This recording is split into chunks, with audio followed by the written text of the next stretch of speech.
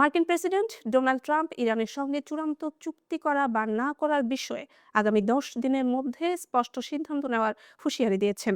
ওয়াশিংটনে নবগঠিত শান্তি বোর্ডের উদ্বোধনী সভায় ট্রাম্প বলেন, আমাদের একটি অর্থবহ চুক্তিতে পৌঁছাতে হবে, না হলে ভয়াবহ কিছু ঘটতে পারে। ইরানের পারমাণবিক কর্মসূচি নিয়ে গত কয়েক সপ্তাহ ধরে কূটনৈতিক আলোচনা চলছে। বিশেষ দূত স্টিভ উইটকফ ও তার জামাতা জারেড কুশনার ইতোমধ্যে ইরানের প্রতিনিধিদের সঙ্গে গুরুত্বপূর্ণ বৈঠক করেছেন। তবে ট্রাম্প সতর্ক করেছেন, অর্থবহ চুক্তি করা সহজ নয়। চুক্তি না হলে ভয়াবহ পরিণতি এড়িয়ে যাওয়া কঠিন হবে। মধ্যপ্রাচ্যে যুক্তরাষ্ট্র ইতোমধ্যেই তাদের সামরিক উপস্থিতি বৃদ্ধি করেছে।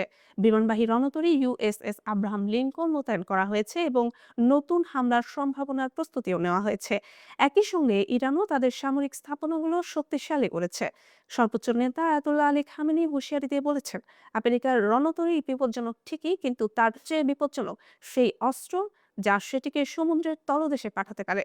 ক্যালিফোর্নিয়ার ডেমোক্র্যাট রো খান্না এবং কেন্টাকি রিপাবলিকান থমাস ম্যাসি 1973 সালের যুদ্ধ ক্ষমতা আইন ব্যবহার করে ভোটাভুটি করার চেষ্টা করছেন। রো খান্না বলেছেন, ইরানের সঙ্গে যুদ্ধ বিপর্যয়কর হবে। দেশটির শক্তিশালী আকাশ প্রতিরক্ষা ও সামরিক সক্ষমতা রয়েছে, তবে কংগ্রেসে এই প্রস্তাব পাশ হওয়ার সম্ভাবনা কম। বিবিসির খবরে বলা হয়েছে, ব্রিটিশ সরকার মধ্যপ্রাচ্যে যুক্তরাষ্ট্রের সম্ভাব্য হামলার জন্য তাদের সামরিক ঘাঁটি ব্যবহার করতে অনুমতি দেয়নি। এর আগে যুক্তরাষ্ট্র বিভিন্ন সামরিক অভিযানে ব্রিটিশ ঘাঁটি এবং ভারত মহাসাগরের ডিয়েগো গার্সিয়া দ্বীপ ব্যবহার করেছিল। ট্রাম্পের 10 দিনের আলটিমেটাম মধ্যপ্রাচ্যে উত্তেজনার মাত্রা বাড়িয়ে দিয়েছে। চুক্তি না হলে সামরিক পদক্ষেপের সম্ভাবনা তীব্র, যা পুরো অঞ্চলের স্থিতিশীলতা ঝুঁকির মুখে ফেলতে পারে।